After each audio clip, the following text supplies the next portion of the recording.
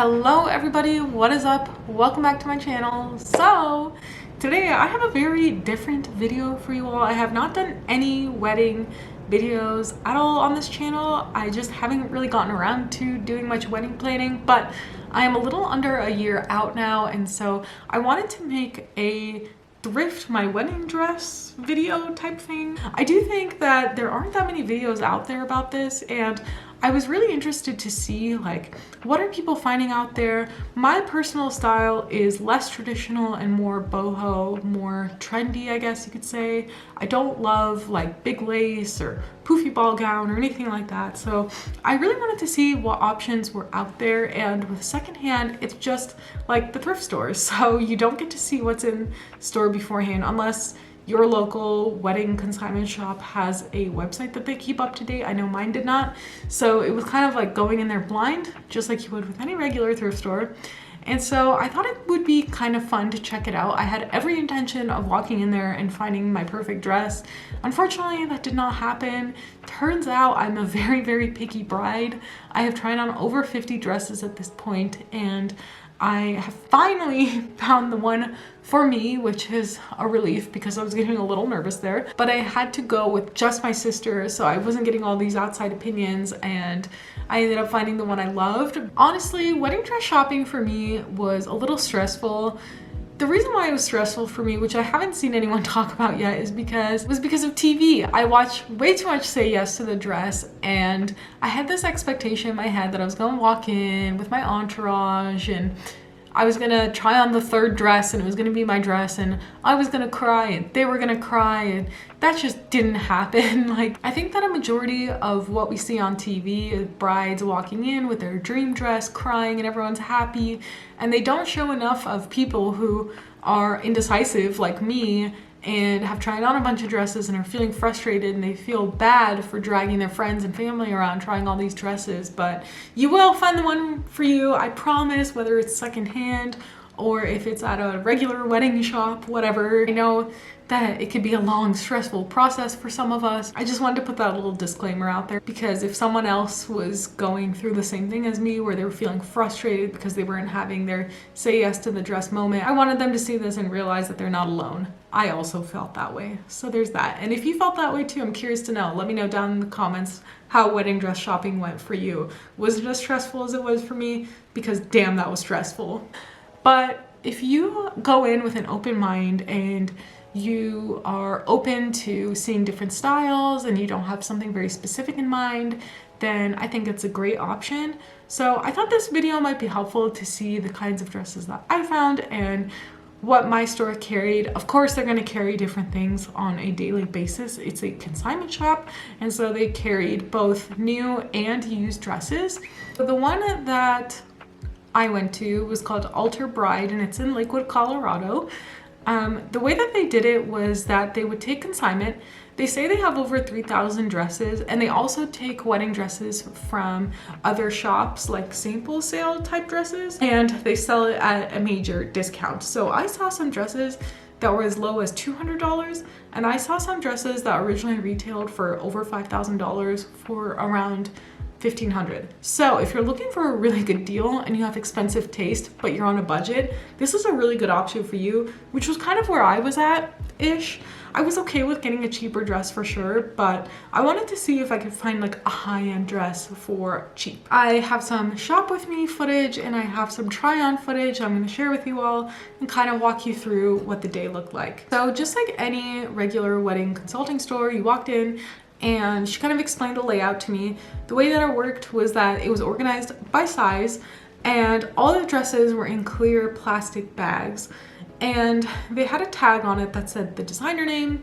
It said whether it was new or pre-loved. It said the original retail price, and it also said what the dress was selling for at the time. The hard thing for me with this was because it was in a bag, it was hard to see the shape of the dress. And so a lot of the times the dresses were kind of bunched up at the bottom. It was hard to see if it had a train, no train, and I really wanted a train. So that was a little difficult. I'm not very good at visualizing, especially if it's bunched up in a bag. I mean, it's hard to tell. Some wedding stores, which I love this, will have a stock photo tag on the dress, which is really, really helpful. But they did not have that, which makes sense. I mean, you never know what dress you're gonna get in, but it would have been nice to maybe see it on a mannequin or something. That would have been helpful. So you kind of had to use your imagination. I know a lot of wedding dresses don't do that, but at the same time, a lot of wedding dress shops have their dresses posted online. So I walked around and she gave me a handful of like clips and told me to clip the dresses that I liked, and she would pull the ones I liked for me to try on. So I felt her frustration a little bit because I probably walked around for 20 minutes without clipping a single dress. I think my problem here was a lot of their dresses were more traditional. I don't know if maybe that was just the kinds of dresses that they preferred to take in, or the kinds of dresses that people were coming to them with. I have no idea, but the dresses were just not really my style. They were old school. I really loved brands like Waters, Grace Loves Lace, pretty much anything at Beholden I loved. So that's kind of what I went in with the idea of wanting, and that's not at all what they had.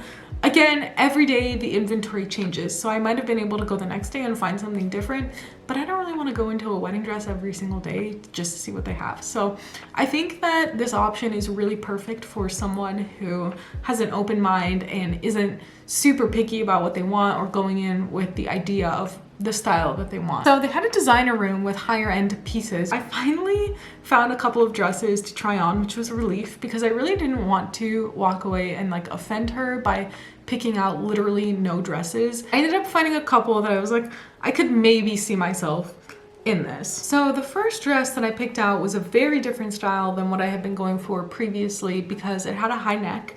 And I knew after trying on 50 wedding dresses that I loved a plunge neck. And so I thought maybe this would do the trick. It was only $700, which isn't too bad. I love the keyhole back. I really like that on wedding dresses. And I thought the lace was gorgeous. It had a very boho vintage vibe, and I liked the nude like underlayer of it, but it was a little too dark for me. I didn't really feel like a bride in it.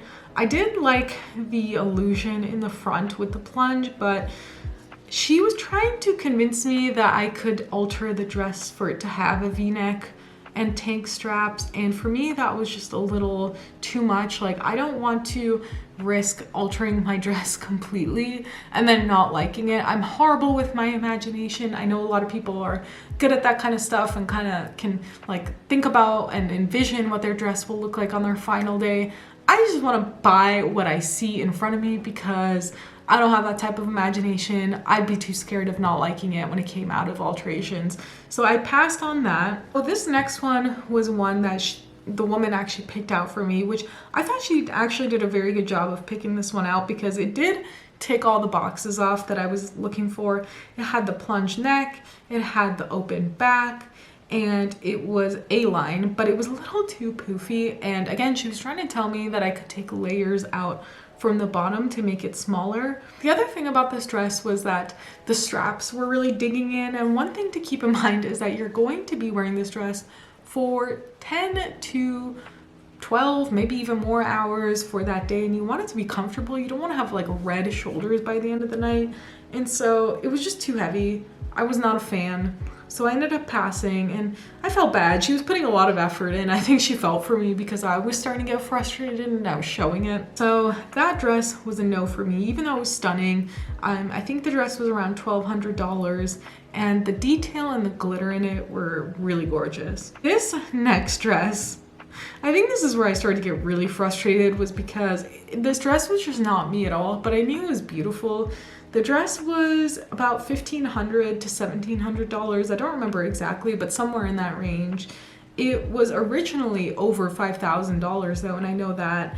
The dress was brand new. It was a sample sale dress that had been sold to them. It had a nude underlining, and the detail in this was stunning. Like, you could tell a lot of effort went into making this dress. It had a gorgeous key neck back, a beautiful neckline. It was just too tight, and I just didn't like how form-fitting it would end up being. and the lace was just a little too traditional for my taste. The other thing about this dress was that it was a size 14, and I realized you can get it altered, but at that point, every website that I had read said that if you're taking a dress any more than 2 to 3 sizes down, then you're basically rebuilding a whole new dress, and it's gonna cost hundreds of dollars to alter. And I don't know if these people are getting like a special deal on alterations or what, but she was telling me it was $200 to alter that dress, and I was just not buying it. I don't know, that just doesn't seem right. So I didn't want to buy a size 14 dress, be stuck with it, and then have to spend $2,000 on alterations, which is not unheard of. So I did not say yes to that dress. It was not my dress, as stunning as it was. Like, I almost felt bad saying it wasn't my dress because it was so gorgeous, but my mom loved that one. She was like, that is your dress. That is a wow dress.